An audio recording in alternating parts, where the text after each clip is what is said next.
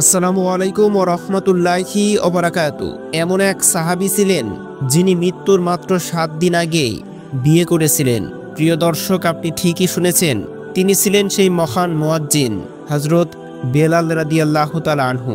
মৃত্যুর দ্বারপ্রান্তে থেকেও যিনি হাসি মুখে বিয়ে করেছিলেন, কারণ তিনি জানতেন তার প্রভুর সাক্ষাতের সময় এসে গিয়েছে। কিন্তু কেন তিনি জীবনের শেষ 7 দিনে এই সিদ্ধান্ত নিলেন? আজকের এই ভিডিওটিতে আমরা জানব এমন এক কাহিনী যা শুনলে আপনার হৃদয় কেঁপে উঠবে। এটি কেবল একটি গল্প নয়, বরং এক গভীর ঈমানের শিক্ষা।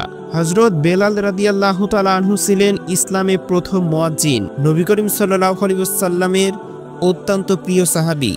তিনি ছিলেন কালো চামড়ার, কিন্তু হৃদয় ছিল ঈমানের আলোয় ঝলমল। তার কণ্ঠে আজানের ধ্বনি শুনে মদিনার আকাশ কেঁপে উঠত। নবীজির মৃত্যুর পর তিনি আর আজান দিতে পারতেন না, কণ্ঠ ভারী হয়ে যেত ভালোবাসার ভারে। তিনি চলে যান শাম দেশে, বর্তমান সিরিয়া, একাকী জীবন যাপন করতে। তিনি দিনরাত নবীজিকে স্মরণ করতেন চোখের জলে ভিজিয়ে। এক রাতে হযরত বেলাল রাদিয়াল্লাহু তাআলা আনহু নবী করিম সাল্লাল্লাহু আলাইহি ওয়াসাল্লামকে স্বপ্নে দেখলেন। নবীজি সাল্লাল্লাহু আলাইহি ওয়াসাল্লাম মৃদু হেসে বললেন, হে বেলাল, কবে দেখা হবে আমাদের? এ স্বপ্নের পর তিনি কেঁদে ফেললেন, চোখে পানি আর মুখে হাসি। মনে মনে বললেন, হে প্রভু, হয়তো আমার সময় এসে গিয়েছে। এই স্বপ্নই ছিল তার জীবনের নতুন অধ্যায়ের সূচনা। তিনি বুঝে গিয়েছিলেন তার মৃত্যুর সময় নিকটে। কিন্তু এরপর যা ঘটল তা ছিল অবাক করার মতো। তিনি হঠাৎ করে বিয়ের ইচ্ছা প্রকাশ করলেন। হযরত বেলাল রাদিয়াল্লাহু তাআলা আনহু বললেন তার বন্ধুদের, আমি বিয়ে করতে চাই। সবাই অবাক, এখন এই বয়সে, যখন আপনি অসুস্থ? হযরত বেলাল রাদিয়াল্লাহু তাআলা আনহু মৃদু হেসে বললেন, হ্যাঁ, কারণ আমি জানি আমার জীবনের মাত্র 7 দিন বাকি। আমি চাই এই 7 দিন আল্লাহর নিয়ামতের মধ্যে কাটুক, যেন আমি সুন্নত পূর্ণ করে তার কাছে ফিরে যেতে পারি। এ কথা শুনে আশপাশের সাহাবীরা কেঁদে ফেললেন। কে এমন ইমানদার হতে পারে যে মৃত্যুর আগ মুহূর্তেও সুন্নতের প্রতি এত ভালোবাসা রাখে? সেই দিন হযরত বেলাল রাদিয়াল্লাহু তাআলা আনহু এক ধার্মিক নারীকে বিয়ে করলেন। অনুষ্ঠান ছিল অত্যন্ত সাধারণ, কোনো আড়ম্বর নেই, শুধু কোরআনের তেলাওয়াত, দোয়া আর অশ্রু।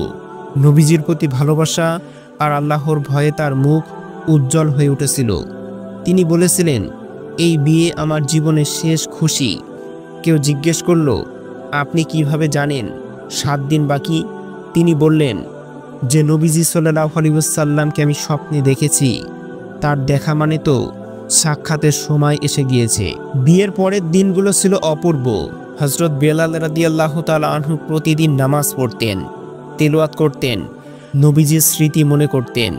তার স্ত্রী বলতেন, আমি দেখি তার মুখে এক অনন্য আলো, যেন তিনি পৃথিবীতে থেকেও জান্নাতের গন্ধ পাচ্ছেন। 7ম দিনে তার মুখে প্রশান্তির হাসি ছড়িয়ে পড়ল। তিনি বললেন, আজ আমি প্রিয় নবীজির সাথে দেখা করতে যাচ্ছি, এবং আল্লাহর নাম উচ্চারণ করতে করতে তিনি পরপারে চলে গেলেন। প্রিয় দর্শক, এই কাহিনী আমাদেরকে শেখায় মৃত্যুকে ভয় নয়, বরং প্রস্তুতির দরকার। হযরত বেলাল রাদিয়াল্লাহু তাআলা আনহু মৃত্যুকে জান্নাতের সাক্ষাৎ হিসাবে দেখেছিলেন। তিনি জানতেন জীবন যতই ছোট হোক, ঈমান আর সুন্নতে চললেই চিরস্থায়ী সুখের পথ খোলে। তিনি দেখিয়ে গিয়েছেন মৃত্যুর 7 দিন আগেও সুন্নত পালন করা যায়, ভালোবাসা ছড়ানো যায়, জান্নাতের আশা রাখা যায়। আল্লাহ তাআলা বলেন, প্রত্যেক প্রাণীকে মৃত্যুর স্বাদ গ্রহণ করতে হবে, সূরা আল ইমরান। আর নবী করিম সাল্লাল্লাহু আলাইহি ওয়াসাল্লাম বলেছেন, তোমরা যেমন জীবন যাপন করবে তেমনই মৃত্যু হবে। হযরত বেলাল রাদিয়াল্লাহু তাআলা আনহু তার জীবন যাপন করেছেন ঈমান এবং আনুগত্যে, তাই তার মৃত্যু ছিল জান্নাতের হাসিতে ভরা। প্রিয় ভাই এবং বোনেরা, একবার ভাবুন তো, যদি আজ আপনাকে বলা হয় আপনার জীবনের মাত্র 7 দিন বাকি, আপনি কি করবেন? হযরত বেলাল রাদিয়াল্লাহু তাআলা আনহুর মতো আল্লাহর পথে ফিরে আসতে পারবেন, নাকি দুনিয়ার চিন্তায় ডুবে যাবেন? জীবন খুবই সংক্ষিপ্ত, কিন্তু সুযোগ আছে অনন্ত জীবনের। আজ থেকে শুরু করুন তওবা, নামাজ, দোয়া আর নবীজির সুন্নতের অনুসরণ। মৃত্যুকে ভয় না করে প্রস্তুত হন জান্নাতের সফরের জন্য। প্রিয় দর্শক, এই কাহিনী আমাদের জন্য এক গভীর শিক্ষা।